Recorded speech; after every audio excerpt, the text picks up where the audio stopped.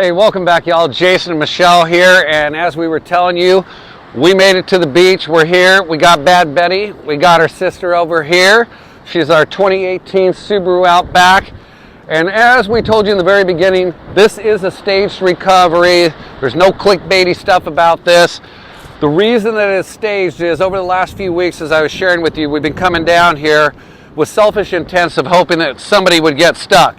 You'll see in our video where some things played out a little bit differently. And so today we said, you know what? We're going to be able to demonstrate this in a controlled environment, so to speak. We're going to be able to show you what we're going to be doing with the Warn Winch, the type of recovery that we're going to do with the Warn in respect to a vehicle that is going to be stuck in the sand, how we're not going to use some of our other recovery gear. And again, this is really tuned into talking about the CAtuned Off-Road recovery package, the Warn Winch Industries here, the capacity and the capabilities of this 12K winch here, and how we would hook some things up. So as you know, I just brought out some gear here. We've talked about the gear over here before. We've talked about our kinetic ropes, our air down kits, recovery boards, soft shackles, basic tool kit, shovel. We're going to be using this today for sure. This is our winch dampening blanket. We've got our gloves.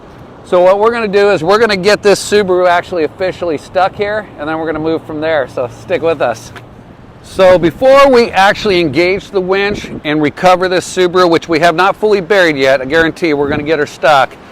Let's talk a little bit of basics here. So we have the CAtuned bumper conversion here, a little bit of a built-in skid plate, front hitch, Mad Max D shackles, and then we've got our 12K Warn winch here. What you see me holding in my hand here is a Bluetooth remote wireless.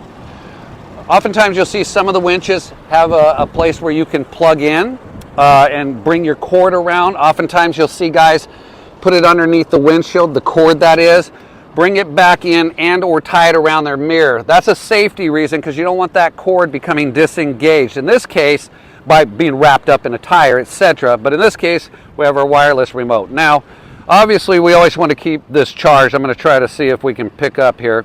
If I was to turn it on, which I just did, you would see a blue light indicated. I'm going to go ahead and shut it back off. Now, we do not want this in operation mode at any point until the point that we're going to actually use it. The reason is we could be sitting here doing something, have this in our hand or a pocket, and engage one of these and start to activate the winch. If that winch becomes activated at the wrong point, we could cause damage to the vehicles. We could also cause, let's say, some wrapping of the synthetic rope in ways that we don't want, and we'll talk more about that. But a lot of things can go wrong. So what I typically do, I can either put this on the driver's seat or I can sit out here. I choose out here, and the reason that I do that is I know where it's at. I won't pop in the vehicle, accidentally set on the remote in case it was engaged, and all of a sudden start this thing in action before anybody's prepared. So let's move the camera down here a little bit. Talking about the winch. Right now, this thing is engaged. There's an indicator up here, I should say a little sticker that kind of tells you what's going on. If I bring this way, well actually let's start here. I cannot get that to come out for any reason, okay? It's not going to happen. Now, when I put it in neutral and I kind of go here, what's going to happen is I'm going to be able to pull that rope out. You'll notice that the rope is tighter through here and a little bit looser in here. When this rope was spun onto my winch, and the folks that will be installing these for you or getting them geared up, they generally take care of this, but this had been pre-tensioned. And that's very important. We're going to talk about that a little bit later. So for right now, I'm just going to re-engage this. Nothing we have to really focus on, and I have my reason here. Let me go ahead and turn it on. We have our blue, and as you notice, just a few touches of this and letting it spool back this direction, because what's going to happen is you want this thing to kind of roll, this rope, to roll back on the spool in kind of a back and forth pattern. That way it spools properly. Now, I'm going to turn this back off. Again, that's important. It's out of my hand. It's in a safe location. So we're going to get some other stuff started here. We're going to get this buried. Stick with us. So hey y'all, Michelle is getting in the Subaru and she's going to intentionally get this stuck here. So we're going to give her a few minutes to get situated. So here's the funny part, y'all. we are trying to get the Subaru stuck. I even dug trenches and holes here, and this thing just wants to keep getting out. So Michelle is actually intentionally still trying to get it stuck, and even at any point you think it's gonna, somehow this Subaru recovers. We're gonna keep trying different modes. Stick with us, it's gonna get fun. We're still working on getting it stuck here. We've been shredding this sand. Get her stuck, get her stuck. Now go forward a hair, like just a couple inches. There we go, get the... This will be good, we want her down. Now backwards, we want to dig a trench. I guess Jason's going to try and get her stuck. I didn't have much luck.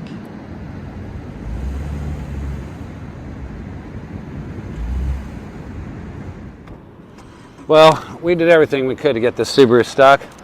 So now I've dug some trenches and we're just going to set her in and basically optimize our conditions to get it stuck the best we can.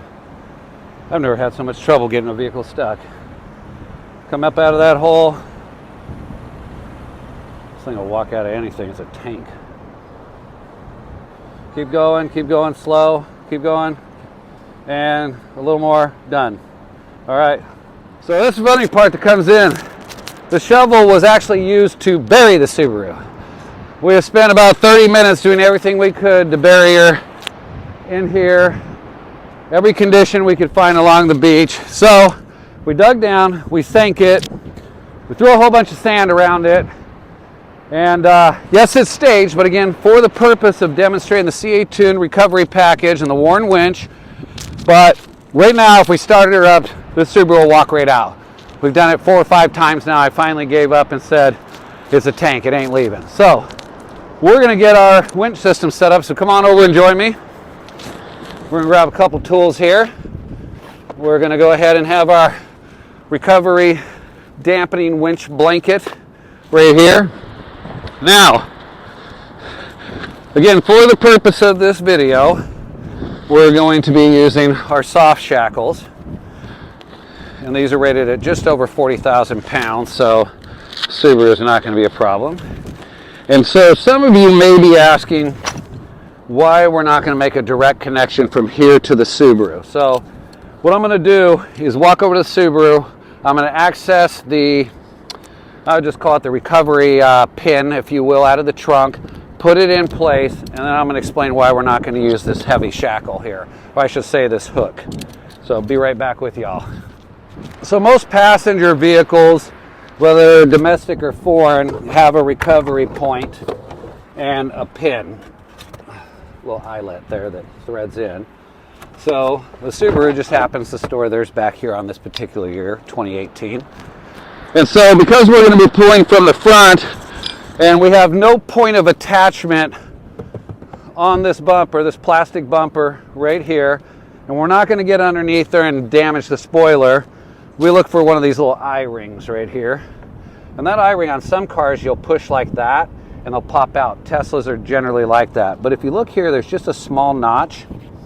And what you're supposed to do is just carefully place that into that notch, lift up with your fingers, and this will pop right out, no damage.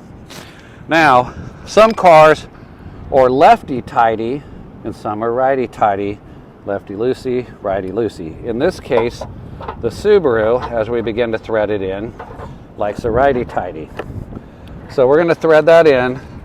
I don't always trust these, but a manufacturer put them here, has done some sort of engineering and said that this is strong enough to make sure that it will pull this vehicle. So we'll give it just a few more turns. We don't want to lock it in there too tight, and we'll keep it right there. Now you notice the eyelet there is about the size of a quarter. So when we come back to my winch, we'll notice that this hook will not fit in there. That's not going to happen. So we're going to remove the hook. And so we'll be right back after we remove the hook and show you how we're going to hook her all up. So if you guys have one of these setups, you probably are very familiar with what you have here on this hook and this cotter pin. This is the lock this pin in. I'm just going to use a pair of pliers here. I was using my fingers, but figured whatever, we'll just use the pliers, and we're going to bend that straight without the pliers, and get that a little bit more straight. And you can also use a set of needle nose to extract this end of it, or in this case, if you wanted to, you could use the end of a screwdriver and wiggle it out. So as we see, we've got that out. Make sure not to lose it. It's going to release the pin and the hook. I'm going to set this stuff aside in my soft shackle bag because we don't want to lose those parts. They're not critical for what we're doing right now, but we don't want to replace them. We're going to get the tools out of the way and we're going to start to release this. So stick with me here. So again, what I'm doing is removing some of the sand from underneath this tire and just basically giving it a little bit of a ramp. And as I talked about, I'm going to do this to all 4 wheels. Now, if we get the 2 of them engaged, that's fine. Maybe you don't need to do all 4. But we'll want to clear this sand, as you can see here, out of the way. And remember, I have a lot of slack in this line right now. I'm not worried about it coming loose and hurting me. So that's the only reason I'm operating within what we call the kill zone. Is right now we have nothing active. Our Warn winch has been turned off. Nothing can activate itself. I don't have any fears. This vehicle is also off. Nobody is in there. There's no chance of somebody driving towards me. We're not at a decline where this vehicle could roll into me as well. So I feel like we're just about there. We're going to get things started. Stay with us. So we've got our recovery boards. These vary in price and quality, etc. This is a basic set. If I use these 2 or 3 times a year, I'd be surprised, but they're good to have. They also come with a recovery strap, and basically this is just so that you have something that you can see optically, visually, because it would bury itself in the sand. So let's say Bad Betty doesn't have her recovery winch. We kind of talked about this earlier. We had dug out, we've got our recovery boards, and we were to happen to use these to wedge underneath so it can create traction, sucking the board underneath in the vehicle moving out. Again, we're just doing this for demonstrating the recovery package, so we're not going to even play with these. We're going to pretend we don't have these with us. We don't have kinetic rope with us. Our air pressure down kit's not with us, although, like I showed you, you can use a key, a bobby pin, anything, lower your air pressure. We're just going to focus on this. So we're going to get started here. We got to set up a couple cameras. It's just me and Shell here so that you can see what's going on. Be right back at you. So here we are, everyone. We've got Bad Betty here. There's only 2 people. Michelle's in her car. We have our communication devices, but we're also going to demonstrate as if you don't have these. Some folks are probably saying, hey, we got cell phones. You may not have cell phone service where you're located. So Michelle, Michelle, copy? Okay, so Michelle can hear me. What I'm going to do, we're going to assume we don't have these. Right now, remember, I'm in the kill zone. I don't want to be here right now. So I'm going to step aside. Hey, Michelle, I'm going to go ahead and have you start your vehicle. Make sure the e-brake is off, the parking brake, and put it in neutral. So we're not done there, folks. After she has taken her vehicle, put it in neutral, and has disengaged the parking brake, I'm going to have her re-verify. Where are you at? You neutral? Parking brake off? Okay, keep your foot on the brake until I give you cue. We've got our blanket in place here. Now, we're back at the vehicle. We have our Warn remote. In this case, Bad Betty is going to be in neutral with the e-brake set, and I'm going to be off to the side. I am not going to be in this zone. And one last thing. At this point, Michelle and I are going to be doing hand signals. What is this one, Michelle? Stop. What's this one? I'm winching. Exactly right. So, everything cleared out our way. We got our dampening safety blanket in place. And the vehicle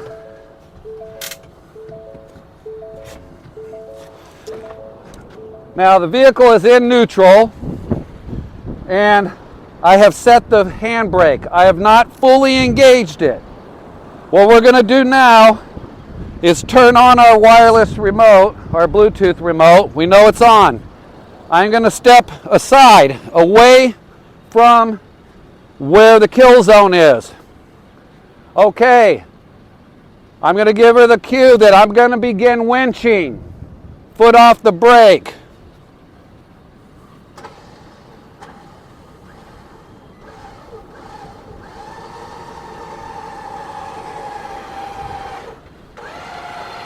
And as you can see, we are slowly walking Michelle out. Now, a couple things here before I go any further. This is still the kill zone. There's a lot of tension on here. For the safety purposes, I'm going to release that tension.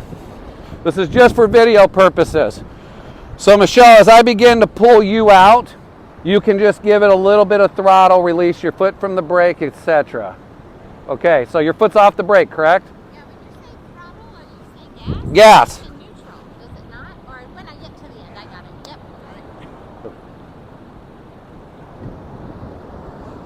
So Michelle actually asked some important questions there. She said, when you say give it gas, I'm in neutral. That's a key part of communication she just demonstrated. I never actually told her to go into gear. She needed to confirm that. So I'm going to go ahead and go back over the vehicle here. Again, I've created slack. So as I begin to pull, just put it in drive and let it walk with me. We are now re-engaging our Warn winch.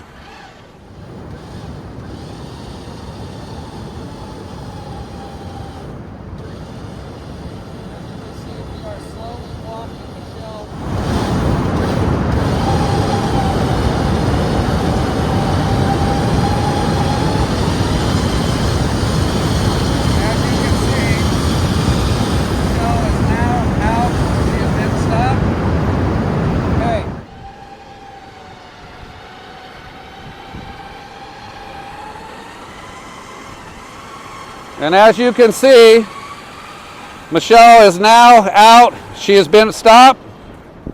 Okay, we don't want her running over our recovery rope. So now what's our next step here?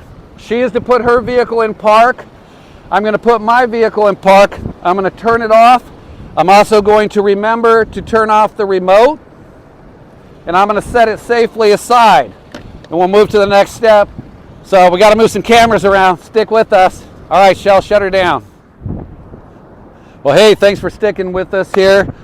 Bad Betty's sister, the Subaru, is out of trouble as we know it. We have slack in our line, and now we're at the point that we can safely disconnect from the recovered vehicle. Now, if you happen to have one of these, and again, we're not sponsored by them, it's just it happens to be a thing, it would probably be smart to have this on. People see you. Nobody's going to miss out on you. You're kind of like when the guys at the airport landing an airplane. So, first thing we want to do is just go ahead and release our knot, which is that simple. We'll pull this away. We'll pull this back through. I like to keep my soft shackles clean, so we're just going to set it up there. These also float, by the way, in case you're in some water. We're going to disengage. In this case, this one is lefty-loosey. I believe the Teslas are actually the complete opposite. You turn left to tighten it. So that's back out. We'll get our cap back on and get that lined up. I'm going to go ahead and just set this aside in Michelle's vehicle for now so we don't lose it in the sand. Now we're going to talk about time to spool back up our winch. Now we use this thing. So one of the things that we could demonstrate today, or we could just talk about, as I discussed it, I'll make up my mind, is we need a minimum tension on this as it spools, because remember, we got to pre-tension this line again. That's what keeps it in good condition. What you can do is if you're at home or after you've got the recovery vehicle and you got time, you could reconnect to this vehicle, let it be in neutral. It's got more than enough weight. We need maybe a minimum of 1,000 pounds, and we could let it pull it back in, spool it back in, and keep tension. But because I don't have a bunch of line out here right now, I'm just going to go ahead and do it the manual way, if you will. And then when I get back home, we'll clean the rope and we'll demonstrate it maybe a little different in a different video. But in the meantime, we've got our rope. I'm keeping tension on it just till I get to the end here. I've got my gloves on. I'm going to turn back on my Bluetooth remote. Work myself around my safety blanket here. Now, this rope, remember, I want to make sure it threads itself like this.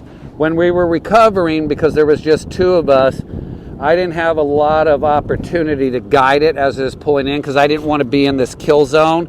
Even though I knew everything was fine, nothing was going to let go, it was still just for that reason. So what I'm going to do is I'm just going to place this back in neutral. I'm going to pull some of my rope back out until I feel that we're at the point on the spool where my rope looks like it's going to re-engage here. So I'm going to turn this back off. Well, we're about to close up, y'all, and we are re-spooling and retensioning our winch rope. As we spoke about, we have the Subaru down there. It's just an anchoring point. It's in neutral, and right now the e-brake's on. Nobody's in the car, but we'll put someone in the car in a moment here. And we have our dampening blanket, also creates some visibility for drivers. As an example, let's say that Jeep down there wanted to swing in, they're going to see this. Now, as we were talking about, we want this rope to have tension on it when it's spooling back in. And as it's spooling, we want it to walk the drum back and forth. We're only going to just let our hand kind of guide it. It'll spool this way, it'll spool that way. Now, one thing that I wanted to show you, and I'm going to go ahead and back it up a little bit here so Michelle can see. Go ahead and swing down there.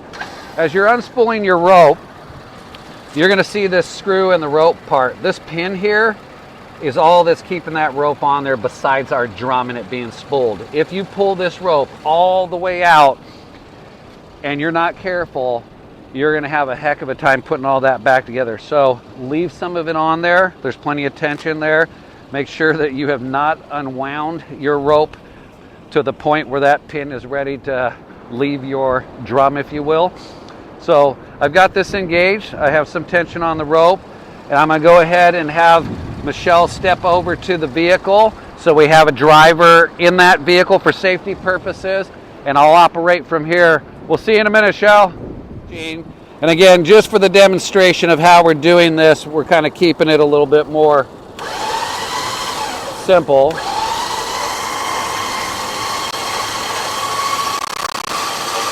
Wow, that line is walking on really pretty, y'all. Well, that's a wrap. We're going to be putting all our gear away. Bad Betty's sister, she was a huge help today. I hope you all learned something. Please address some comments, questions, concerns, thoughts, anything you have. We're going to put our gear away. CAtuned Off-Road. Big shout out to y'all. Did what it was supposed to do. This thing's dynamite. You'll see in some of the other videos where this thing more than proves its strength. Warn Winch Industries, always doing what it's supposed to do. So, Shell and I are gonna fire us up some pizza and call it a night. You guys take care.